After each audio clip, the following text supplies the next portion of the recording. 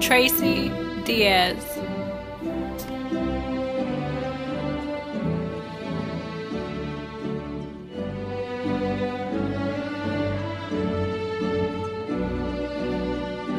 So what are you gonna do now? What you mean? What am I gonna do now? You know, I got the piece of paper. I got the paper. What? I'm supposed to do more? What? My piece of advice: stay in school for as long as you can.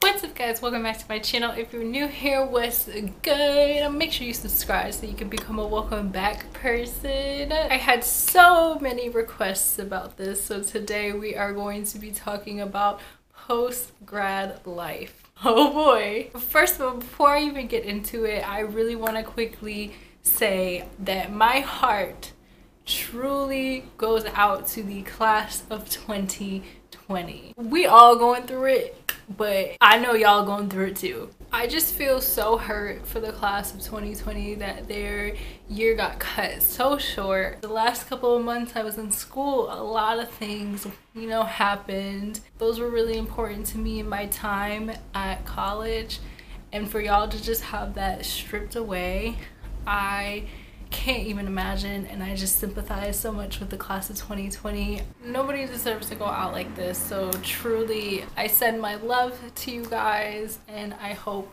you can still make the most of what it is. With that being said, I hope this video is actually relevant, or you're already a post-grad student and you're just wondering if people are going through the same thing you're going through.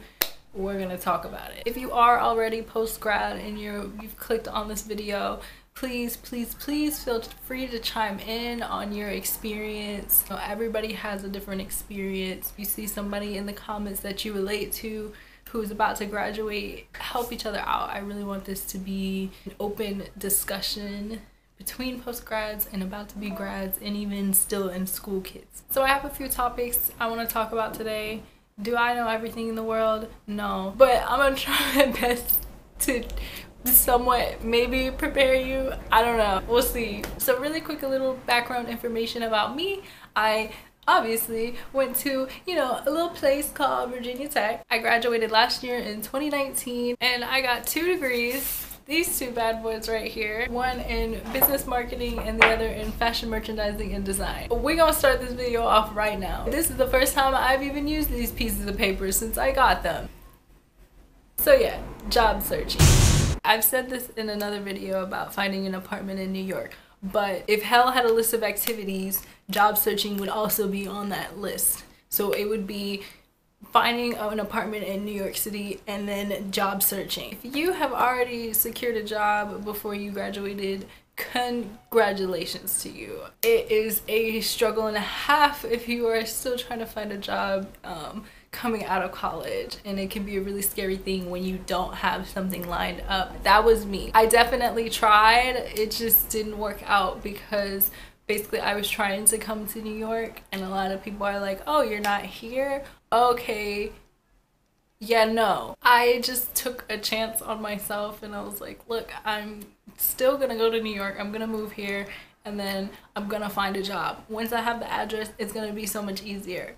Lies. I moved to New York, and it took me about a month to finally get a job.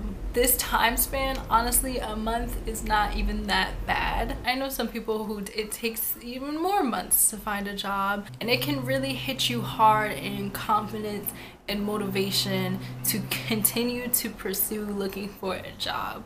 Trust me, I know. It really puts you down when you keep applying to jobs and they're just like, no. I came to New York and I really wanted to do something in fashion, specifically merchandising. Here's the wonderful thing about these pieces of paper that I have right here. The issue for me was a lot of companies were like, okay, that's cool, you got some pieces of paper, so have you had 2 years of experience? And I'm just like, you just give me a chance. They told me I just needed the paper. They said if I got the certificate that, you know, I would get a job. And so that's what I really spent my time doing, and not out here in the working world, because, you know, I was doing this and I couldn't do this and do that. See, I don't know what's up with companies' logic, but it's just, to me, it don't make sense. So that was my issue, basically. I even got 2 no. Okay, cool, nice meeting you. I can't even tell you how many job applications I filled out. If you are in this situation like I was, please, please, please don't lose motivation or confidence. I'm telling you, mentally prepare yourself. Let me tell you, these companies that tell you no, they're trash anyway. You didn't want to work for them anyway. It's not that they don't want you, you didn't want to work there, all right? Telling you now, there are gonna be some bad days, and that's okay. You gotta get your feelings out. That's fine. I'm not telling you be happy, glory, motivated every day to find a job. Like, again, it will knock you down, but it's about getting up. Take some time for yourself. I promise you it will work out. Also, really quickly, I just want to add in, you really just might not use your degree. You might feel like you have an obligation to actually use it, but if your heart is just not into that, it's okay to say goodbye to it. Do not force yourself and live a depressing life where you hate to go to work every day. A piece of paper telling you what you gotta do. No. I don't know who in the world decided that we have 4 years, exactly 4 years, to figure out what we want to do in life and then stick with it for the rest of our lives. So the next thing I want to talk about is friends. Now, in college, hanging out with your friends is probably one of the most easiest things ever. Outside of college, oh boy, do you got to make an effort. Like, in college, it's just so much easier to stay in contact with each other. Once you leave college, unfortunately, hello, you're in the real world now and you have to go to work. Most of you are probably gonna end up in a corporate world type of job, Monday through Friday, 9 to 5. You come home and you're like, you know, I should probably cook dinner. And dang, now I'm kind of tired. Do I want to make the effort to go out? It really depends on what kind of person you are. I'm such a homebody anyway. I like my bed. I like making my own food. It takes time, and so I'm just like, yeah, I like to stay at the crib. I'm not saying all your friendships are gonna fall apart. No. It's just like, it takes more effort to maintain them. And so it's like, okay, if you wanna, after work, okay, let's go get some drinks. Or sometimes you move away, and that was my case. I moved to New York City, and yes, some people from my college did also move here too, but nobody I was truly like close with like that. A lot of my friends are graduating this year actually, so it's just like staying in contact with them became kind of less and less than when I was in college. Like, one of my best friends, Brian, if you're watching this, hey, I literally would see this man every day. Like, we would hang out every single day in college. And so once I left, it was just like, damn, like, it was really sad. And it is a really sad thing at first, but it's okay. If y'all are really like that, it's gonna stay like that. Me and Brian now, we honestly barely talk, but like, I know if I see him or whenever I do talk to him, it's like I never even left. You might find yourself delegating your time more wisely once you're kind of in adult life, and that sometimes takes away from being able to hang out with friends all the time now. So the next thing I want to talk about is finances. I wish I would have paid attention in finance class. Man, college does not prepare you for the real world in that sense. I guess if I would have paid attention to finance, I would have. If they could have made it a little bit more interesting. This is probably the worst part about like adulting. Now I had finances when I was still in college, but this is like on a different level. Realize that post-graduation, and you get this new job and you now are on like a salary, most likely, and this is probably the most amount of money you're gonna see from a paycheck. But then you also start seeing where all that money is going to, and you just see taxes on taxes on tax, and you're just like, okay. I feel like life is just telling you to have kids or get married because taxes hate single people. That's all I'm gonna say. They absolutely hate us. They don't give a fuck about us. Besides the taxes and all the money that's getting taken out of your paycheck, at the end of it, the money you actually get, it's still probably gonna be the most amount you've seen. And that excludes like summer jobs. Even if you worked full time during the summer, like that's like for a 3-month period, you know? This is now for the rest of your life. Now with all this newfound money, there comes a lot of responsibility. I got, you know, rent, I got electricity, you know, I got the gas. On top of that, people, they start making you worry about, oh, you should really, you know, look into your 401k, you should be investing there. Oh, you should, you know, start investing in some stocks, you know, be smart with your money. Along with all that, you should also just be having some in your savings. And so now, by the end of this long list, what are you really left with? So yeah, finances, don't ask me about them.